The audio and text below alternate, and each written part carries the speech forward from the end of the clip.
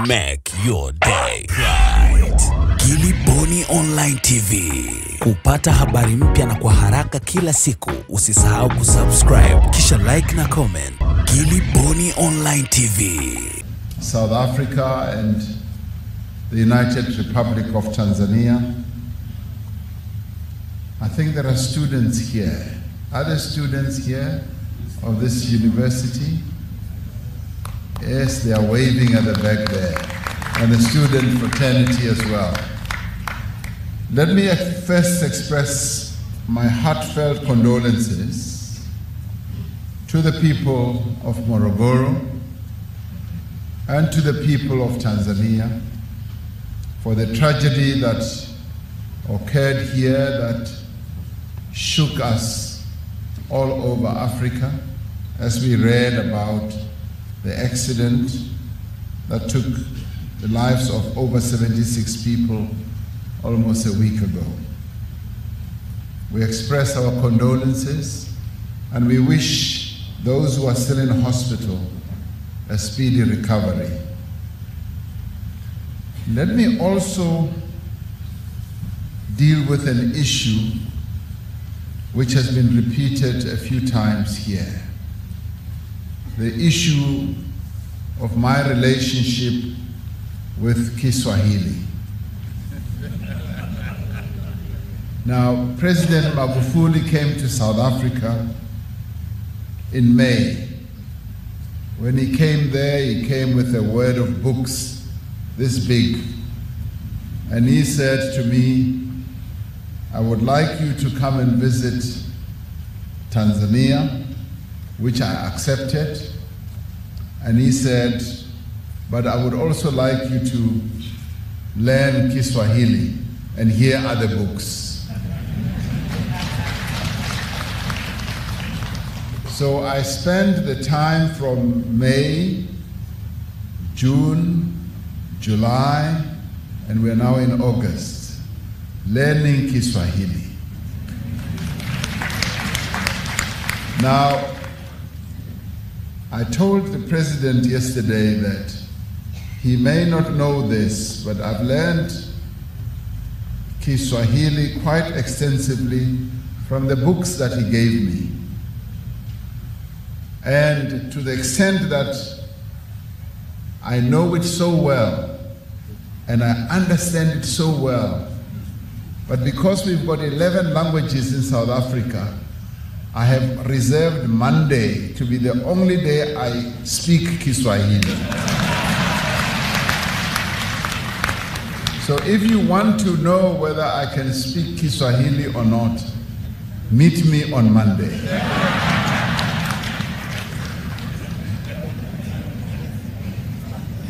It's a real pleasure to be here. We as South Africans feel that we have come home. This is our home. And we did not even need to be told that we are home. We felt it as we came in. And let me clarify why I feel I am at home as well. To Tolo, no, I did not work here. This is my first visit to Morogoro. My brother worked here. He was a teacher at Somafco, and my niece and nephew were born here. So the umbilical cords of the Ramaphosa family are buried here. So we feel very much a part of this place here. And Justice Moseneke, who I came with, is helping with the facilitation process in Lesotho. So he and I are going to be giving a report to the heads of state as the heads of state of SADC meet. And when he heard that we are coming to Morogoro, he immediately felt the need, the urge, the desire, and the pull to come here to Morogoro. And he immediately said, I want to go to the shrine of the liberation struggle. And we have come to the shrine. This is the Mecca of the liberation struggle, and we are delighted to be here. So we are home, and we're delighted that this piece of land we were given by Mwalimu, we put it to good use, and it's now been handed over to its rightful owners. So in many ways, we have given you a piece of South Africa. So a piece of South Africa is here once again. So we have returned to the place which, for 3 decades, provided shelter, comfort, nourishment, and knowledge, and inspiration to thousands of South African freedom fighters. This is a homecoming for several members of my delegation who lived here at some time in their lives in exile.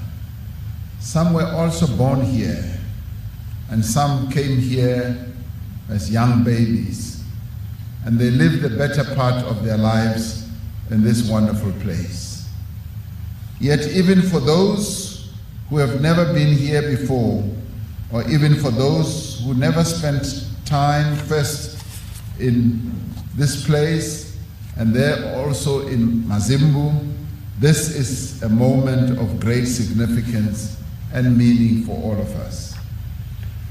Most South Africans feel an affinity to Tanzania, especially to Morogoro. And let me say that we are humbled by the fact that you have kept the names that many of the structures, the streets and the buildings were given, the names of the heroes of our struggle. I was most moved as we came in and I saw the Chief Albert Luthuli Primary School.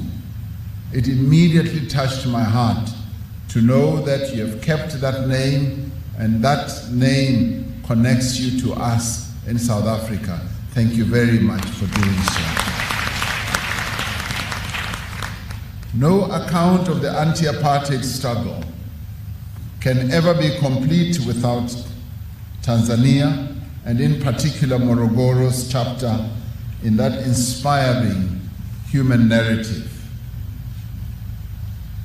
Because what you did in support of our struggle as a people, as a nation, is something that we will never, ever, ever forget. We thank you eternally for the support and the sacrifices that you made for us to be free. We owe the freedom that we have today to the people of Tanzania. We owe it to all of you, and for that we thank you, and we will thank you eternally. Thank you very much. This is a place of significance because a number of important meetings were held here. And among those was the ANC's landmark consultative conference, which was held here in Morogoro in 1969. This year we mark the 50th anniversary of that landmark conference that in many ways determined the future trajectory of our struggle and has been